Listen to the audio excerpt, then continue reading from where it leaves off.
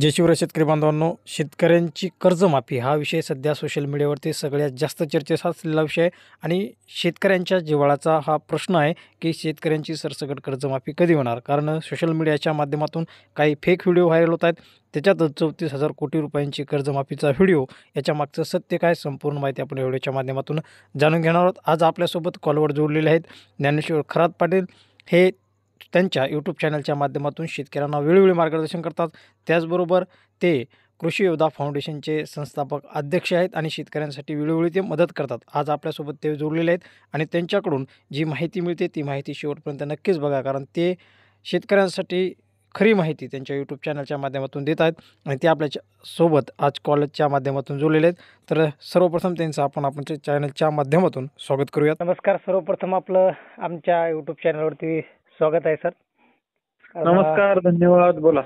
कारण तुम्ही शेतकऱ्यांसाठी जे काम करताय ते आम्ही यूट्यूब चॅनलच्या माध्यमातून बघतोय आणि कर्जमाफीबद्दल खरी प्रतिक्रिया आणि खरी माहिती तुम्हीच शेतकऱ्यापर्यंत पोहोचवत आहे. कारण इतर यूट्यूब चॅनलच्या माध्यमातून फेक व्हिडिओ किंवा टायटल टाकून माहिती दिली जाते. तर आपले 4 प्रश्न आहेत, तर 4 प्रश्नाची उत्तर आपल्याकडून शेतकऱ्यांना मिळावी अशी आशा आहे. सर्वप्रथम तर शेतकऱ्यांची कर्जमाफी होणार का? त्यानंतर तुम्ही काल परवा एक व्हिडिओ टाकला की जो 34,000 कोटीची कर्जमाफी झाली, तो एक व्हिडिओ जास्त व्हायरल होतोय. त्याच्यावरली एक प्रतिक्रिया द्यावी. त्याच्यानंतर काल परवाच आपल्या हिंगोलीतील काही शेतकऱ्यांनी अर्धनग्न आंदोलन केलंय, त्याच्यावरती मुख्यमंत्र्यांनी काही प्रतिक्रिया दिली का? तर याबद्दल आपल्या शेतकऱ्यांना आपल्याकडून माहिती द्यावी. बर. त्याच्यामध्ये कर्जमाफी होणार का असा तुमचा प्रश्न आहे. हा. तर सरकारनं शब्द दिलेला आहे, परंतु सरकारची आर्थिक परिस्थिती तशी नाहीये. हा. परंतु त्याच्यामध्ये अजित पवारांनी हात झटकलेले आहेत. परंतु आतापर्यंत मुख्यमंत्री फडणवीस साहेब यांनी त्याच्यावर अधिकृत भूमिका त्यांची काहीच मांडलेली नाहीये. हिवाळी अधिवेशन झाल्यानंतर त्यांनी मांडली होती की आम्ही कर्जमाफी करणार. हो. त्यांनी आधी दिलेला शब्द आणि हिवाळी अधिवेशन झाल्यानंतर आम्ही कर्जमाफी करणार, या दोन गोष्टीवरनं शेतकऱ्यांना असं गृहीत धरावं की कर्जमाफी होणार आहे. एक महत्वाचा मुद्दा. दुसरा तुमचा प्रश्न आहे की ती 34,000 कोटीचं कर्जमाफीच्या व्हिडिओचं काय. तर त्याच्यामध्ये 2017 मध्ये देवेंद्र फडणवीस साहेब मुख्यमंत्री असताना त्यांनी 34,000 कोटीची काहीतरी कर्जमाफी केली होती. बरोबर. तर त्याच्यामध्ये ती पत्रकार परिषद एबीपी माझाला आहे. आणि ती 2017 साली अपलोड केलेला तो व्हिडिओ आहे. तर त्याचा ऑडिओ काढला गेलेला आहे आणि आता ते 2025 ला मुख्यमंत्री झाल्यानंतर त्यातल्या एक पत्रकार परिषदेचा व्हिडिओ, असा 2017चा ऑडिओ आणि 2025चा व्हिडिओ, अशा दोन गोष्टी त्या ठिकाणी मर्ज केलेला आहे तो, आणि तो लोकांना दाखवून त्याची दिशाभूल त्या ठिकाणी करण्यात येते. मी त्यांचा पर्दाफाश केला आपल्या चॅनलला. त्याच्यामुळे तो फेक आहे. अद्यापपर्यंत असा कसलाही कर्जमाफीचा निर्णय झालेला नाहीये. त्यानंतरचा प्रश्न आहे तुमचा की शेतकरी कर्जमाफीवरून मुख्यमंत्री यांची प्रतिक्रिया काय आहे. तर मी आधी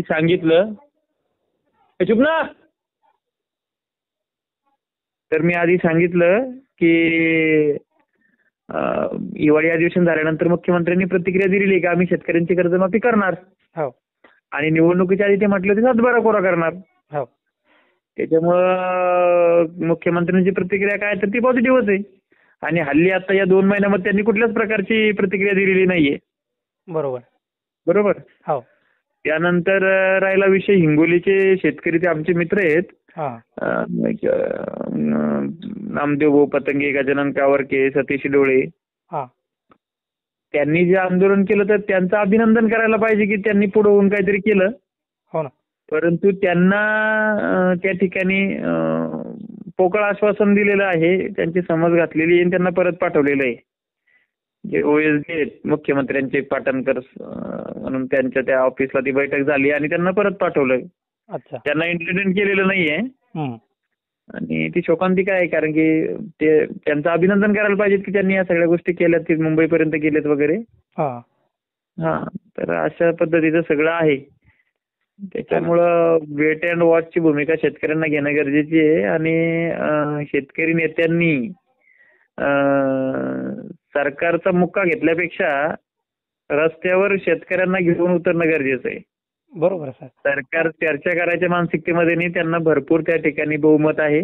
हा म्हणजे आणि विरोधी पक्ष खूप शेतकऱ्यांनी वेळोवेळी सरकारला जाणीव करून दिली पाहिजे की त्याने तो शब्द दिलाय कर्जमाफीचा. म्हणजे ते काय म्हणतात, आपण सरकारला झोपेतून हलवलं पाहिजे की तुम्ही कर्जमाफीचं आश्वासन दिलंय आणि ते तुम्ही कधी पूर्ण करणार.